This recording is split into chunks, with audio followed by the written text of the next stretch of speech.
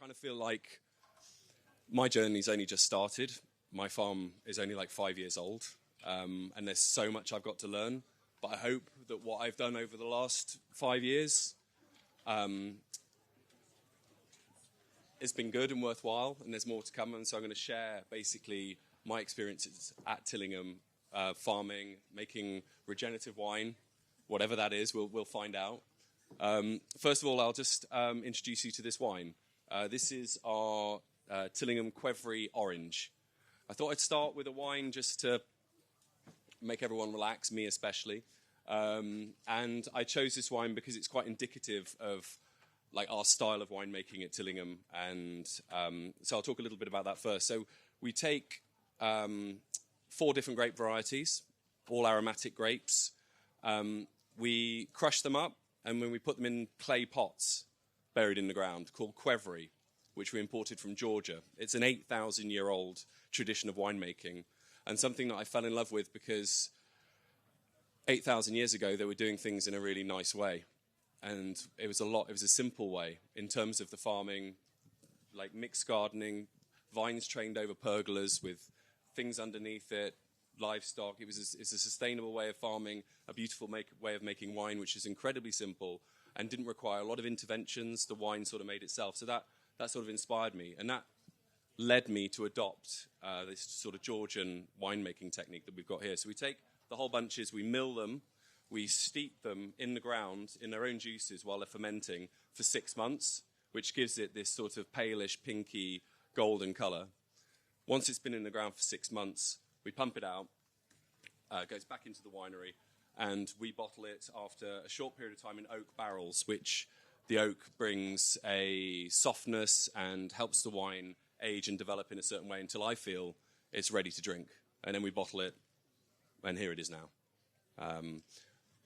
That's an introduction to the Qvevri Orange. Bit of a background on me and on Tillingham and how I ended up being on this stage, because I think it's informative to basically why we're making regenerative wine. Why bother? What's the inspiration when obviously so much English wine is made in the way that we know that wine's made, but at Tillingham we're doing things a little differently, and I think that comes from my upbringing. So, Dad here in front row, fanboy. Farms in Lincolnshire. I grew up on a roughly 2,000-acre mixed farm, arable, a lot of livestock when I was a kid. There's been pigs, there's sheep, there were cows. So that was my upbringing. And it's something an upbringing I really took for granted and didn't think I could ever go down that route. And I went off and did what all of my friends did at our grammar school, expecting to go to a great university and change the world and do great things. Unfortunately, I was rubbish academically. I had no idea what I was going to do. Definitely wasn't going to do farming. Couldn't do that. What's it going to be? It was a chance introduction to wine and getting into wine and doing that all the way through university that the passion for wine came into my life. Got to the end of university, still hadn't figured things out, so went off and visited vineyards. So I visited vineyards in Burgundy, Spain, etc. And it was this moment when, I was in love with wine, but then there was this epiphany moment, if you like, when I'm in a vineyard and I was doing a 3-week stage in Burgundy, and I'd been tending to the vines, I've been working in the cellars, and then one morning, back was on fire after tending the vines, and the owner of the estate came out and he said, right, here's a glass of wine. It was 9 o'clock in the morning. Basically, I'm an alcoholic, okay? And Tillingham is just legitimizing my alcoholism. No, just kidding. And no, it was this like the combination of the lifestyle, and there was something about what was in the glass and this idea, the way that he was farming. He was biodynamic, but just beginning his journey 20 years ago towards biodynamics, and now he's like horse-powered, and like literally has horses running his vineyards for him, ploughing and spraying and stuff like that. And what they were talking about 20 years ago then was talking about how in a glass of wine, all of that endeavor, your farming, your soil, all ends up in the glass, and you can taste it. The more you interfere, the more you get... the more you ignore the soil, the more you try and manipulate in the wine and try and recreate what nature's already doing for you, the further and further you get away from that sense of place in the wine glass. And that's what captivated me. That was the real hook. And I decided then, not only was it a lifestyle, it was a combination of my passions and interests and something that really meant something to me. And so I started on this journey of learning about wine and had various roles in the wine industry, and have basically been working towards this goal of having a vineyard and farming in a certain way and making wine for the last 20 years, basically. So that's me. Let's talk about Tillingham, and I'll get a slide out so you're not all staring at me the whole time. There we go. That's Dew Farm. That's the home of Tillingham. I found Tillingham 5 years ago by chance. I went for a beer with a friend, and I was saying, do you know what? This friend's got a little vineyard. He's doing really cool stuff. And I said, I want to do what you're doing. I've been trying to do it for so long, and I just haven't found the right opportunity. And he said, well, funny that. I met this guy. It's 5 years ago. He said, I met this guy, and he's got a farm near Rye, and he wants to plant vines, but he doesn't know what he's doing. The farm's a mess, derelict. I was like, okay, I'll go and have a look. 2 weeks later, I found Tillingham. And I met the landlord. His family bought the farm in the early 20th century. And when I got there, we had a whole array of, we'll come back to this slide actually, a whole array of farm buildings, which were largely derelict. So big old at-cost barns, grain stores, an old derelict oast. It was really ramshackle. There were like burnt out cars and shit. And all of the contract farming all of the farming, arable and grazing was outsourced. It was all, done by other people who came and went in the night. And it was a pretty sorry state, but it's a beautiful place, and it's on top of a hill. It's a farm that dates to the 1300s. And this map speaks to, you can't really easily identify the bulk of it's sort of in the middle of the estate here. And you notice that's colour-coded to do with all of the different types of crops that were grown there. So you had hops, orchards, arable, grazing. No doubt there was a lot of rotation. Small fields are about 16 fields. This is pre-First World War. When I got there were 5, which is a pretty common story. And just 2 things, just your wheat, rape, beans, rotation, and some overgrazed pasture. And then we started changing things. So first got my hands on the farm in September 17, and I didn't really know much about regen then. I'm still very, very much a novice. But I took ideas from biodynamics and basically gut feel, what my dad was starting to do on our farm back north, basically no herbicides, no till, get away from the chemicals that we know aren't good for us or good for the soil, and do everything that I can to try and get the soil working, to try and improve the ecosystem, restore habitat. And that philosophy follows through into the winemaking and to other things that we do at the farm as well. So I started in September 17 with broadcasting lots of compost, 50 tons to the hectare, biodynamic preps, so field preparations such as 500, 501, trying to get the ecology going in the soil. It was a bit of a wing and a prayer, and there were mistakes. Going zero till from the start was problematic for vineyard establishment. Blanket use of cover crops causing problems with competition with my vines. So it was, and it's still a real learning experience. So what have we got there now? Let's talk about, we'll come back to the vineyard farming side of things, but we've got a hotel. We've got 2 restaurants. The hotel's got 11 rooms. We've got 2 bell tents as well for 6 months of the year. We now employ 50 people. Only 5 of them are in production, 45 are in hospitality. And that's the real cash cow of the business, and that had to really exist to support what is a very long-term generational business in winemaking. You plant a vine, depending on what type of wine you're making, you could be looking at 7 or 10 or 12 years' time before that business starts to look attractive. And, I'm not a hedge fund manager or, didn't bring any wealth to the table. So I tried to present this opportunity to my landlord and my business partner that we could do all of these things and tourism and pushing the farm to make as much cash for us as we could to support the growth in the vineyards.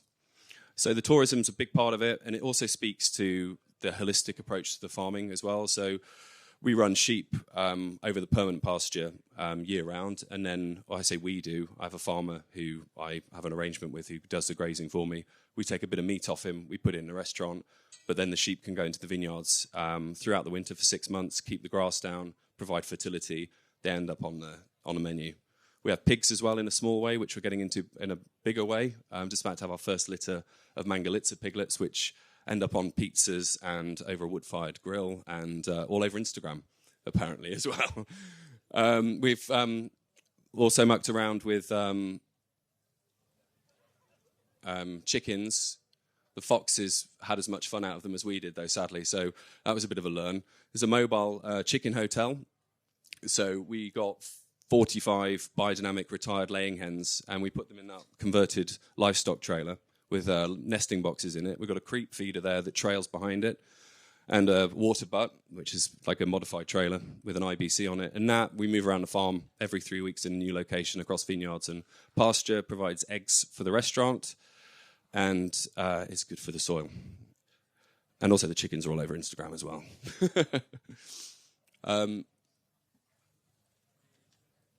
So this is a shot of one of the vineyards with the restaurant and hotel in the background. And there we've got the central courtyard, the old rusty Dutch barn we've converted into a pizza restaurant, which is a bit of a lockdown, coming out of lockdown success story. I'm going to throw this open to a few questions just now. I know it's a bit early, but I've covered a lot of ground, and I just thought it'd be a good idea to offer someone an opportunity to ask a question.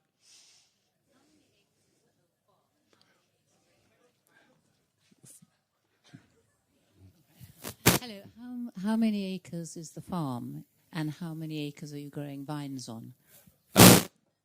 That's a good question. So the farm is 70 acres, of which we've put vines over most of the areas that are ideal for planting. So what I mean by that is they're south-facing generally, so we get an even distribution of sunlight over the vines. That's ideal. Where there's good drainage as well, with sandstone, with sort of wheeled clay on the flat bits, which makes vines struggle. They can get waterlogged. So we've ended up with about 25 acres of vines. And then the other areas in between, as I said, we're grazing. Of the vineyard plots you see there, we have about 20 different grape varieties. So aligned with the winemaking approach, a desire to try different styles of winemaking and experiment. We really have a blank canvas in England. We're not like a lot of wine-growing regions where over centuries they've identified individual varieties or several varieties in a particular wine style, which is then quite carefully classified and controlled. In England, we are really the wild, wild west of winemaking. So I planted 21 grape varieties because I can. And also we don't really know what we can and cannot grow yet. We're still, because of climate change and also because of actually in finding better ways of growing things as well. And who's to say what we're doing with getting the soil biology working on the farm and getting the vines, as healthy as they can be, that we can't ripen varieties that we thought we couldn't, or we can make wine out of them that we didn't think we could. So that's a bit about the vineyard and how they're structured. I'll come back a little bit. I've talked a bit about the farming and the things that we're doing there. We've had the chicken hotel in there. We've had the first forays into really trying to get the regen thing working for us.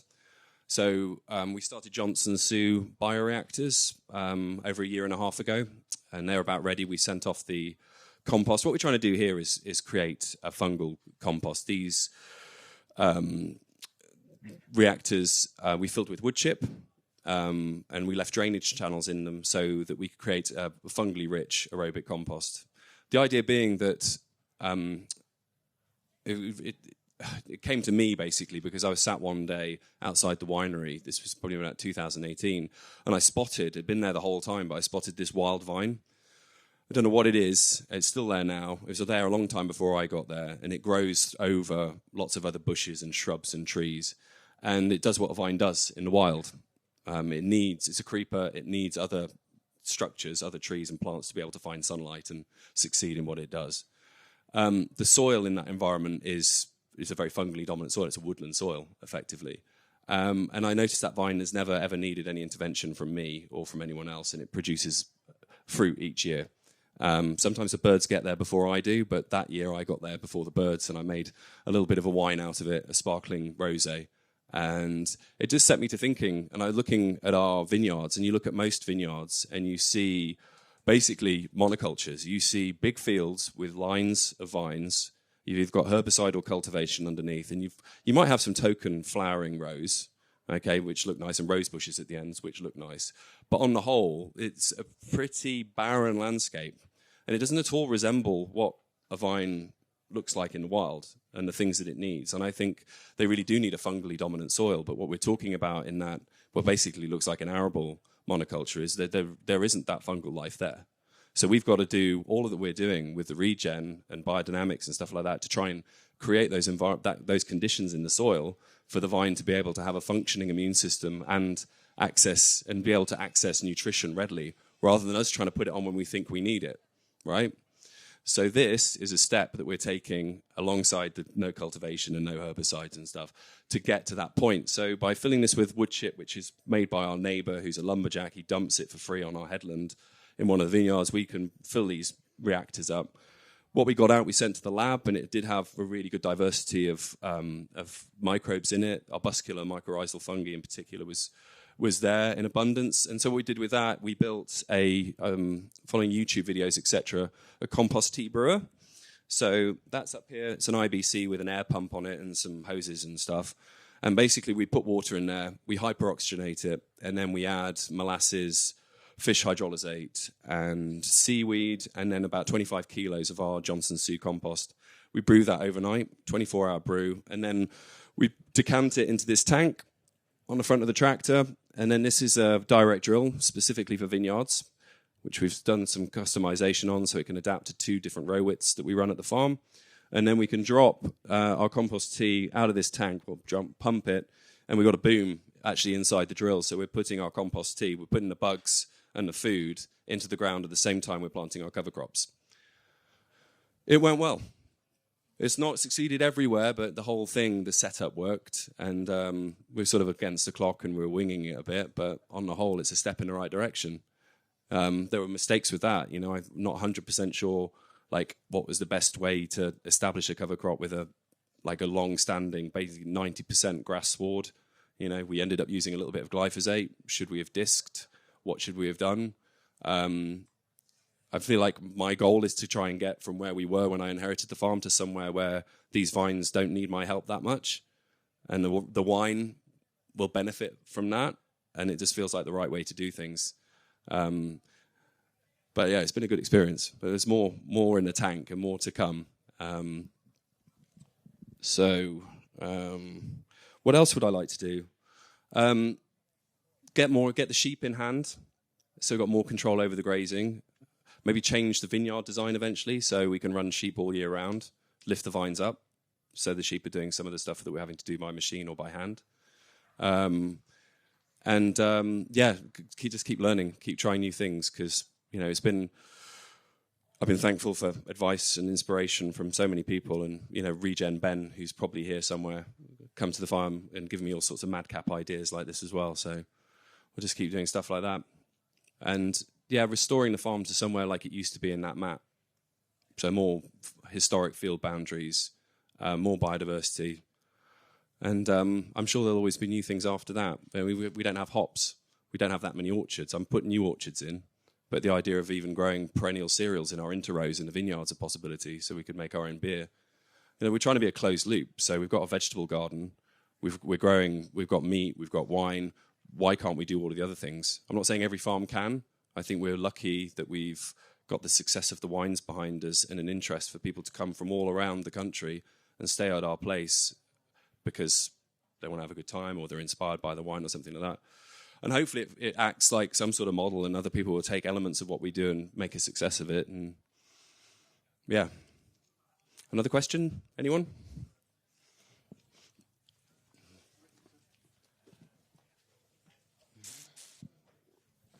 Thank you. I'm just interested, how do you establish your vines with no-till, and then how do you go about having a no herbicide policy? Okay. I'll just talk about what we did, and then what I think a nice way to do it in the future.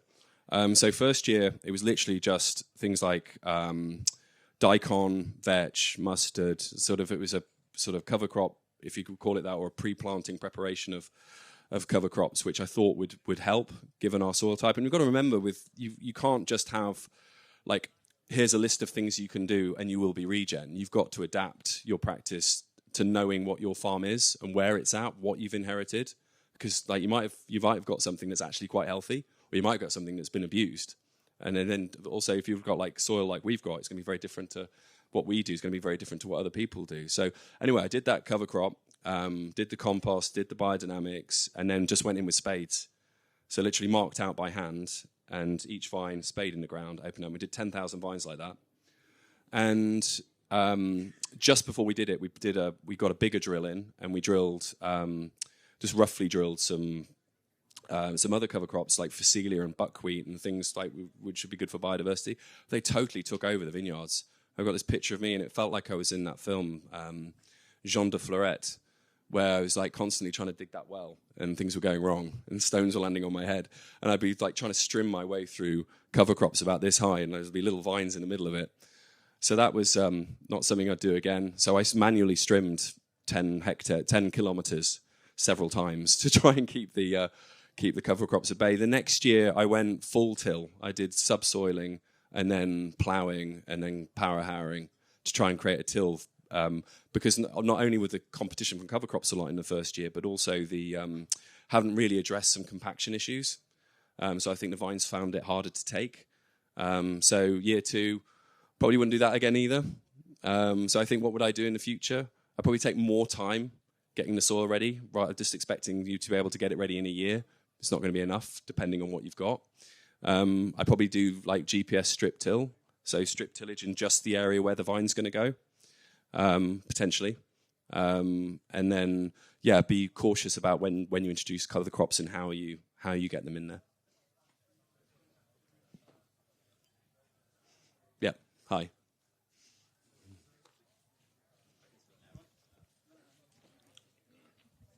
I'm not a farmer, but I've been watching this space for a long time, and I've seen various kind of soft or strong hostility to marketing and brand-led farming enterprises. Yeah. And you have beautiful branding, and I like coming to your place. Have you got anything to say about that, and what other regenerative practices could actually learn from you, wild farms, etc.? It's good. I like this question. I mean, I've trying to condense my thoughts about so many aspects of the farm and try and get it out in a coherent way, and I fail miserably. So you give me little nuggets like that I can talk around. That's great. So the branding is something I'm really, really passionate about, and it comes from a background of having sold wine at university and really understanding why people buy the wines that they do, in a retail environment and stuff. And I knew that when I was starting Tillingham, I had to get it right, because I'd seen other people get it wrong, and I'd worked at other English vineyards who did a certain thing, blah, blah, blah. And when I came to do my branding, I thought that the wines had to say something about what they were, that we're doing something a bit differently. And that actually I started talking to traditional creative agencies about coming up with a brand identity, and they talk about websites and your first 6 labels, and it all felt wrong. And I knew what I'd be disappointed in. No offense to them, but that's just the way the world is. And so I went to someone who's never done drinks branding before. They do fine art installation and wayfinding and publishing and stuff like that. And we just sat down, and I said, so this is the first wine that I've made, and what do you think we should do with it? And then that led to the first wine, PN17, which was a pink wine, a pet nat in a clear bottle, with a really pretty pink colour. And we came up with this idea of stenciling onto the glass, not using a label at all, and just having basically PN17. And it was a bugger to do, because people don't screen print on bottles full of wine. And how we had to figure out how the ink would fasten onto the glass without it falling off, and all those sorts of problems. But we persevered because we wanted to make it work. We had this crazy idea, and it did work. And then ever since then, it's that sort of relationship's held true. And we've just a new wine comes out, and some years there's up to 25 wines. Some wines we repeat year in, year out. Other wines are either based on the vintage or just a whim and an experiment, and may not be repeated again. And yeah, I'm glad you like it, because it's kind of commensurate with everything we do. It's like the farming, the winemaking, which is a much more biological way of making wine with very little wine science. I'm not a wine chemist. I just believe that if we've got good, clean grapes, we follow basic fundamental principles of winemaking, we can, from those grapes, make really interesting, delicious, and different wines. Some of our wines, like the orange, aren't for everyone's taste. They're not wine that people associate as being wine even. You know, it's got a weird colour. It's slightly hazy towards the end of the bottle. But then we make things like traditional method sparkling wines like Champagne, and we make Chardonnay and Pinot Noir, which to those uninitiated to more alternative ways of winemaking would actually, they'd be fooled into thinking they were from Burgundy or Beaujolais or whatever, which isn't our goal. It just so happens that that's the spectrum of wines that we make. Thank you very much. Hello.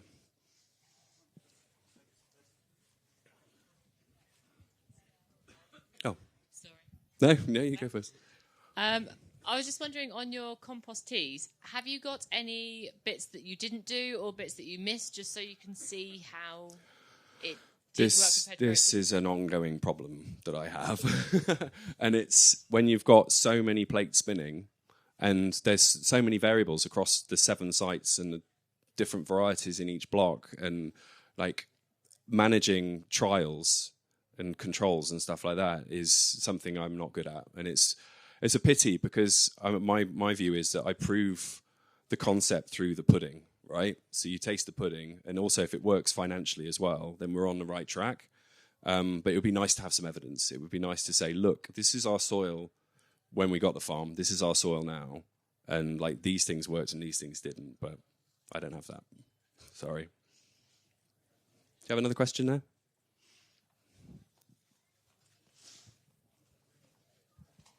I think what's really helpful here is about learning as much about what went wrong as what went right. And I think that learning how to fail is an incredible thing. So please keep sharing that. But I actually wanted to talk a little bit more about kind of this unorthodox nature of doing things. You've mentioned that you plant, obviously, sparkling wine varieties that do well commercially in the UK, but you planted a lot of varieties that weren't previously planted in this country, and how did you decide to do that, and how did you, what proof did you have that it would work commercially? So half of we've got out of the 20 or 21 varieties we planted, I chose half of them because I'd sort of been inspired by other English winemakers who'd done things that actually led me to even do what I'm doing in England. I had question marks about whether I'd end up doing it somewhere else. And it was actually a guy called Will Davenport who makes wonderful organic wine in Sussex. And he made a wine from a blend of aromatic German varietals that I loved. And for me, it was 2004 Horseman and Dry White, which was my sort of like, if we can do that in England, then let's give it a go. And so the 5 aromatic varietals that were in that vintage, I planted those: Ortega, Bacchus, Siegerraber, Faberraber, Huxellraber, and then I continued in that theme with a few more reds and a few more whites, in the knowledge that even in years which I thought it would maybe be a struggle, and we can't deny that it is and can be difficult. Last year was a nightmare. It was horrible. One of the worst vintages I've known. And the idea being in years which are less kind to us, you can get those varieties ripe. And it tends to be a question of like, should we leave the grapes out there for as long as it takes for them to get enough sugar in them to make wine out of them, which is quite unique, because if you're making wine in a warmer climate, you're normally picking them when you reach an optimum point of maturity, where in England it's really a case of like, actually there could be a storm coming, it's only 9.5%, we're going to pick it. It's a different game altogether, which I can come back to the sort of motivations for farming the way we're farming, because it's such a hard climate, after I finish talking about the grape varieties.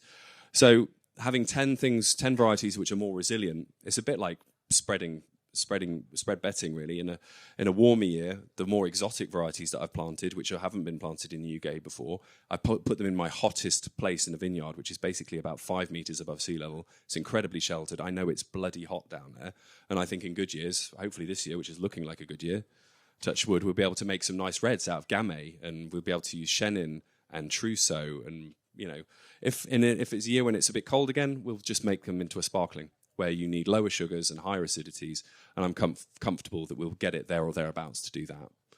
And again, it speaks to the idea of actually, who says you can't grow it? How well can you farm it? And also, how adaptive can you be in your winemaking? And just be like intuitive, I guess. And I think actually, what I said about the motivations behind regen and being in a cool climate, some people say you can't do it. You can't farm in a non-conventional way. You can't go without your heavy fungicides when things go wrong. You can't do this and you can't do that. And in a way, just dismissing a more sympathetic or regenerative way of farming, because actually that makes no sense. Because if we accept that actually you need a healthy soil for plant immunity to work and nutritional uptake, and you need that biome, you need that soil food web, that's going to help protect the vine in those worst years, right? So there's even more of a reason to adopt these methods in the UK than not. So I think that's a really important point to get across. And last year I was eating my words, and we lost a lot. Downy mildew got in the vineyards, but it got a lot of people as well. This year's looking good, so wish us luck. Any more?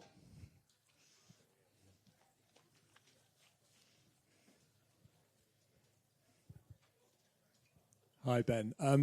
Yours is quite a niche business, marketing very interesting, intriguing wines to sort of very highly interested, mostly relatively urban sophisticates. The majority of the UK production is aiming at sort of champagne-like sparkling wine. So my question for you is, what do you think they can learn from your regenerative farming that would change the way they should farm? And anyone here thinking perhaps of planting grapes to make sparkling wine, what are the things that you've learnt from the way you farm that you think really would work across the rest of the UK? I think it's a really good point. I think my business is extremely niche, and the fact that it's arisen out of the nature of the investment opportunity, of the nature of the farm itself, its history, my own interests, and I felt I found the best way of doing it based on the things that I was given. What would I do if I had a 150-acre vineyard growing classic varieties? Well, there's some of those people here. They want to know the answer as well, And I think there's definitely some easy wins on the farming, I think, but I do think it's probably quite difficult to, at that scale, to sort of to be able to be as adaptable and flexible. I mean, does that raise a bigger question of what is the sustainability of farms, mega farms, essentially? Because if we're talking about a 600-acre vineyard, that's maybe too much of one thing. I don't know. That's a bigger question, not for now, but yeah.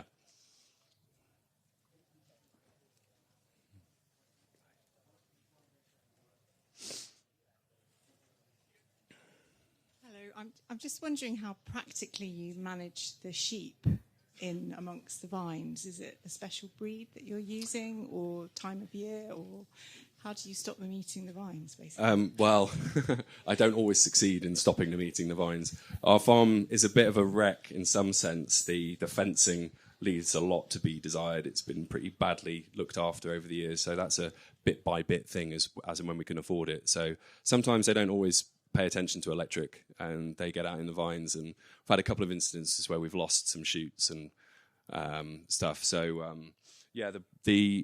I think what I'd like to get towards is, as I said, designing a herd, getting the breed right for the conditions and for the farm, and the numbers right, so we can do a proper mob grazing, rotations, improve the quality of our grazing around the vines and in the pasture as well.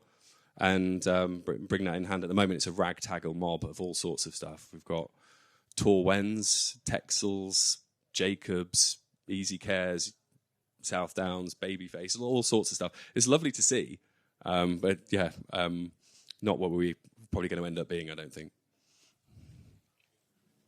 Question back there? Or here? I actually had two questions. That would be greedy. Just about your cover cropping. Yeah.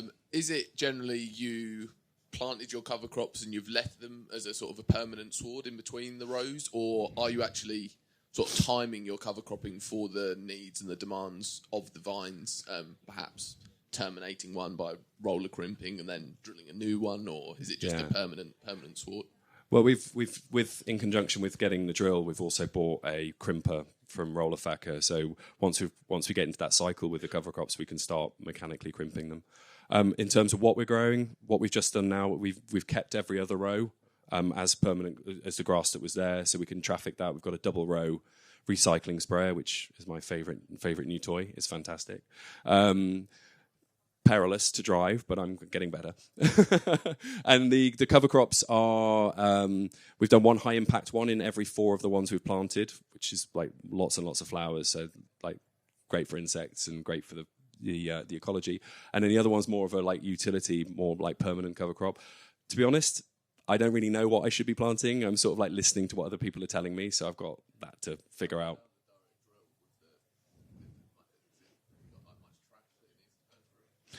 It worked beautifully. It really did. Really happy with it. Like, because we didn't do a trial. We didn't like do a demo. We didn't get it over from France just to see if it worked. Kind of like did it in blind faith, basically. Yeah. There's one question back there.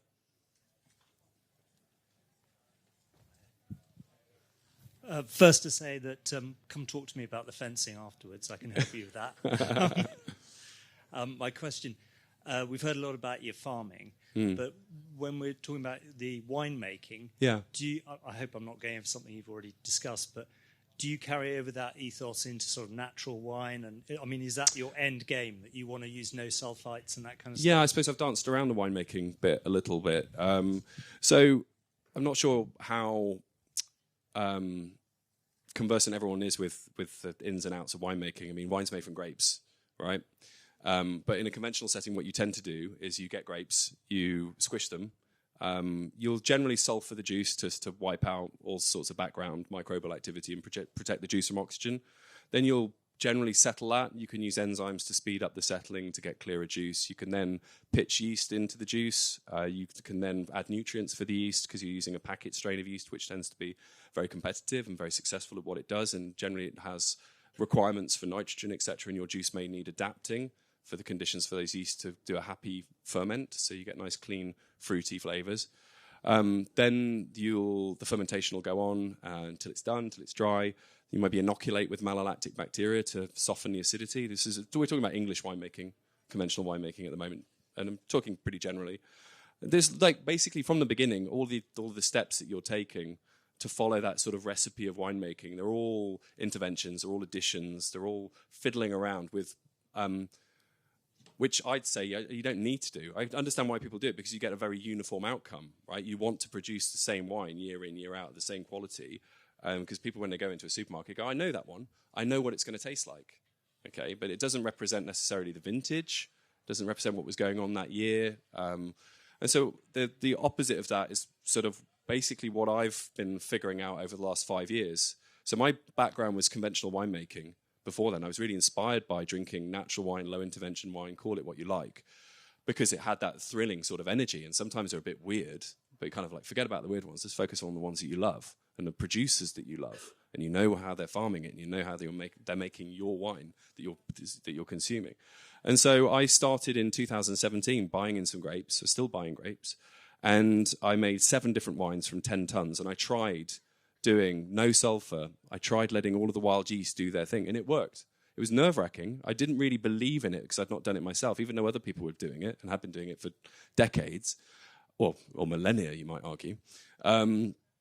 I just gave it a go, and I ended up making those 7 different wines and doing maceration, so keeping the grapes in there in a white wine, making something like the orange wine eventually, making different types of sparkling. And yeah, we use barrels, we use clay pots, we use concrete tanks, we use stainless steel, occasionally plastic. You know, they're just vessels. Each of them impact the wine in their own different way. And we're trying to get the best results out of the fruit that we get, and out of my curiosity coming up, like honing what is going to be the style of Tillingham in the future. And, you know, we've had our first vintage 2 years ago, and we're just getting to grips with like what is Tillingham going to be and what's it going to mean. And that's why we've done all this experimentation that we've done. And the wines end up getting into bottle in the most gentle way, without filtering, without necessarily removing things from the wine. If we take time, that wine will naturally clarify. It'll be bright and shiny and resplendent and delicious. We do add a tiny bit of sulfur just before bottling, which helps protect the wine from oxidation. Any spoilage, yeast or bacteria that could be around, it stops that from interfering with what I feel is like the original flavour of that fruit when it came into the winery. So that kind of speaks to the whole winemaking philosophy. Yeah.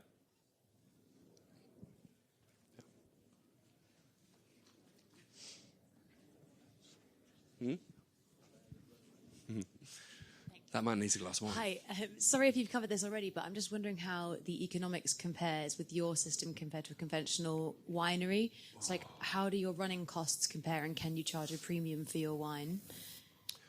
That's a good question. I've not run that analysis yet. My gut feel is that we save in some areas, and in other areas it costs more. And there are things that I could do in a conventional setting that would definitely save me money, for sure. But then also I look at what we're able to achieve in terms of, or what we've achieved in terms of the supply-demand scenario and pricing, and what we're, I feel I've always priced my wines according to how good I thought they were in relation to their peers. And I wasn't necessarily UK, I was benchmarking against wines of a similar style from other regions of the world. And I feel like that's sometimes altered if there's very little of it, or it's a wine I'm especially proud of, I'll price it a bit higher.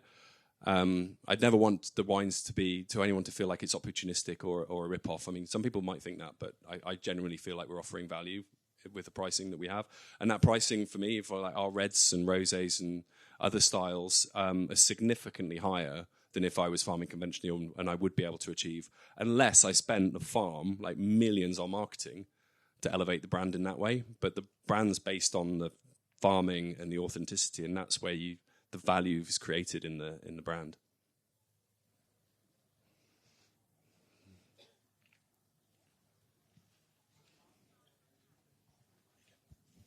Thanks. I was wondering about when you're talking about possibly changing the design of the vineyard and lifting vines. Yeah. Is that something that can be done after vines have been established without any problems? Yeah. Okay. So I'd rather get it right from the beginning. Yeah. I'll say that. No, I was just listening to one of, it was on the John Kempf podcast, is it Kerry Mulligan, who's doing a lot of work on sheep in vineyards in California. And I thought that was really, really inspiring. And I've been to vineyards where they're a farmer who grows grapes for me, and he came to grape growing just as a way of diversification. And he kind of has this high wire, it's not GDC, it's a single curtain. So you train the vine up about 5.5 foot tall or something like that, and then you run the vine along, and you have a permanent cane, permanent fruiting wood or cordon, and then the vine just drapes down from that. So in that scenario that he came to naturally, you've already got like lots of labour savings in terms of pruning and trellising and all that sort of stuff. And I think we're so used to thinking like that it's got to be done this way, the way that it's been done for the last 50, 60 years or whatever. And actually, obviously, there's millennia of ways of growing vines that have been really successful. So let's not ignore those. And I think, if you could just from the beginning to train your vine up higher, run it along a curtain, whether it's a double curtain or a single curtain, and then your sheep are doing your bud rubbing, they're weeding, they're mowing, they're fertilizing, and you're minimizing human passes, tractor passes, all of that. I touched on it earlier. To do it from what I've got now, we're doing basically single and double guillot, sort of vertical shoot positioning, cane replacement, pruning, and we could quite easily just train up. We'd probably get rid of the steel posts. I mean, we could modify them to put T-pieces in, or make those changes to get from where we are to there. We'd probably need to reduce the vine density though, because of that system for shading, etc., and machinery operation. We'll probably end up with the same yield, if not better. So maybe that's something I should do a trial on. Okay. How are we doing for time? Okay. Great.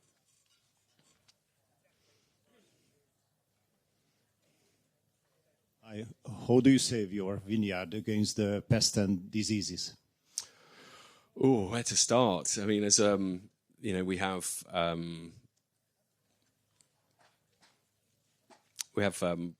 our pests generally birds. So we net our vines for birds. There are all sorts of other measures you can do that. I'll just talk about what we do, what I've done. We have a bit of an issue with deer. We don't have a lot of deer. We have the odd stray fallow that nibble some vines in places, which is really annoying, especially when you're in an establishment and you're trying to get the vines trained up, and they nip the tops out. That's really frustrating. So there are ways and means of controlling deer, which are pretty well understood, and they can always end up on the menu as long as they're in season.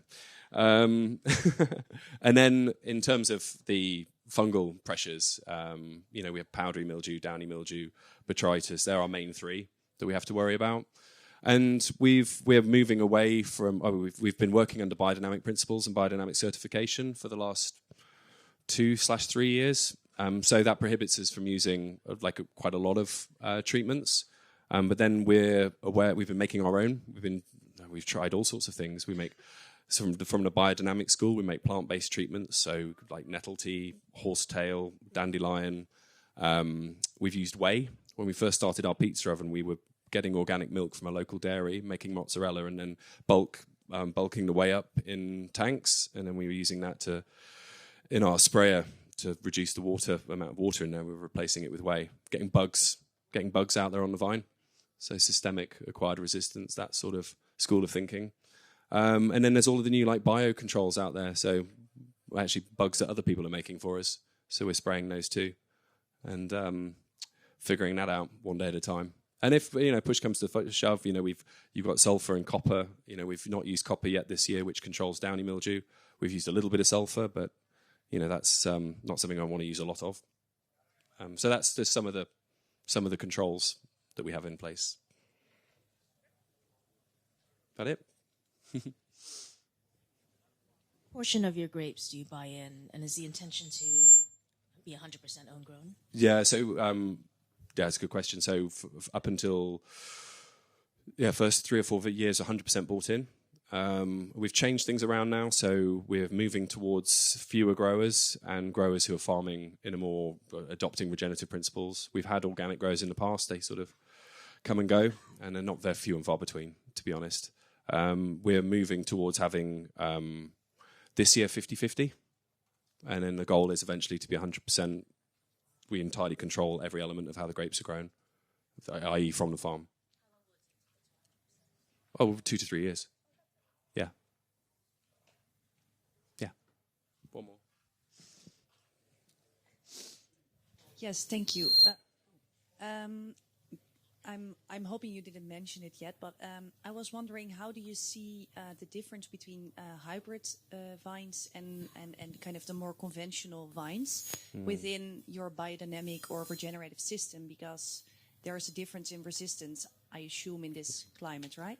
Yeah, I haven't really planted pewees or hybrid varieties in any meaningful way, and maybe that's something I regret. I'll know more after a couple of years, and if any of the varieties I planted, really don't work out for us, then definitely pewees, and with the disease resistance that they bring, and you can make some great wine from them. I've tasted wonderful wines made from hybrids, and if you're having to spray them less and easier to manage, then it's definitely something to consider. Also, a lot of our wines don't necessarily have the grape variety on them because it's a fashion thing. Like pewees, I just tried one called Run At. Yeah. It's not a very catchy grape varietal name. Mine, you need is Muller Thurgau, so I don't put that on the label. I just call it something else. If it's Pinot Noir, people love Pinot Noir, they do for now. So while it's trendy, I'll call it Pinot Noir. And then we call it Gloria when it's not. Okay.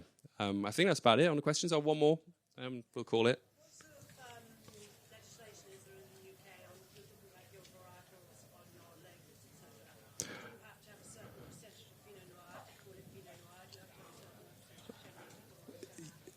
Yeah, you're not necessarily speaking to the most. I'm not up to date on all of that stuff. There are different schemes within the UK, a bit like you have in France. You have like an appellation control. We have like a PDO for English sparkling, for example. And there's basically I'm working at the lowest level, so I can't put the vintage on my label officially, but I put it in a lot number on the side so you can actually figure out what year it was made in. No. All my labels are compliant with legislation. I just work on the equivalent level of sort of Vin de France. So my wines are all called Wine of England rather than English wine because that's a controlled. If I want to put the variety on the label, I need to fill in a form and then I can put it on the label. I'd be happy if they were all around 11.5%. And generally, like 2021, they're coming in around 9.5, 10. And then like 2020, 11.5, 12. So I don't chaptalize, I don't add sugar. I don't really care what the alcohol is. It's just about whether the wine's balanced or not. And less is more sometimes. So I think that's all of the questions. Thank you for so many wonderful questions, and thank you for listening to me for the best part of an hour. Enjoy the rest of your day. Thank you.